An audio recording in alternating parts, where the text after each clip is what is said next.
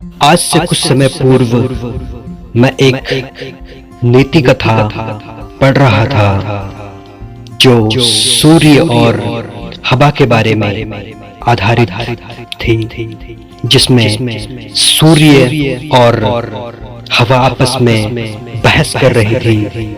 जहां सूर्य बोल रहा था कि मैं ज्यादा शक्तिशाली हूँ और हवा बोल रही थी कि मैं ज्यादा शक्तिशाली हूँ। इसी बीच बादल ने बोला कि तुम दोनों में से जो ज्यादा शक्तिशाली है या कौन ज्यादा शक्तिशाली है, इस बात को साबित करके बताओ, तब जाकर मैं मानूंगा कि तुम दोनों में से कौन ज्यादा शक्तिशाली है। इसी बीच हवा बोलती है कि अगर ऐसी बात है तो मैं सबसे ज्यादा पहले यह साबित करके बताऊंगी कि मैं ज्यादा शक्तिशाली हूँ। पृथ्वी पर उस बूढ़े आदमी को देखो जो कोट पहनकर बैठा हुआ है, और मैं दावा करती हूँ कि सूर्य से पहले मैं उस बूढ़े आदमी के बदन पर से उस कोट को उतरवाकर दिखा दूंगी। इसी बीच बादल बोलने लग जाता है कि ठीक है, अगर तुमने ऐसा कर दिया तो मैं मान जाऊंगा कि तुम ज्यादा शक्तिशाली हो। और इसी बीच सूर्य जो है बादल के पीछे जाकर छिप जाता है और हवा अपनी रफ्तार बढ़ाने लग जाती है। धीरे धीरे वह अपनी रफ्तार बढ़ाती जाती है और वह बूढ़ा आदमी अपने कोट को कसकर पकड़ने लग जाता है।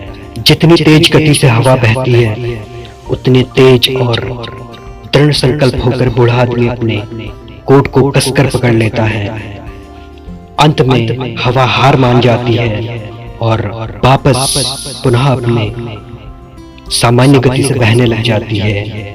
जिसके बाद सूर्य हल्की सी मुस्कुराहट के साथ बादल के पीछे से बाहर आती है, और जब हल्की सी गर्माहट उस बूढ़े आदमी के ऊपर जाकर पड़ती है और बूढ़ा आदमी थोड़ा सा पसीने से तर होता है, और अपना पसीना पोंछते हुए बूढ़े आदमी ने अपने कोट को उतार कर जमीन पर रख देता है। जिसके बाद सूर्य हवा को समझाती है कि तूने इस बूढ़े आदमी को बल और शक्ति का प्रयोग करके कोट को उतरवाने के लिए मजबूर किया था, जिस पर तू असफल रहा। परंतु मैंने जो है उसी कोट को उतरवाने के लिए मुस्कुराहट और दोस्ती का रास्ता अपनाया था, और मैं सफल हूँ। जैसा तुमने देखा है, बूढ़े आदमी ने अपना कोट उतार दिया है नीचे। असल में शक्तिशाली तू भी कम नहीं है और शक्तिशाली मैं भी कम नहीं हूँ, परंतु तूने बल और क्रोध और शक्ति का प्रयोग करना चाहा और तू असफल रही, और मैं दोस्ती और मुस्कुराहट का रास्ता अपनाया और मैं सफल रहा। साथियों, इस कहानी से सीख जरूर लीजिए कि बल शक्ति का प्रयोग करके किसी कार्य को करवाना आसान नहीं है, जितना आप केवल मुस्कुराहट और दोस्ती के रास्ते से किसी कार्य को आसानी से करवा सकते हैं।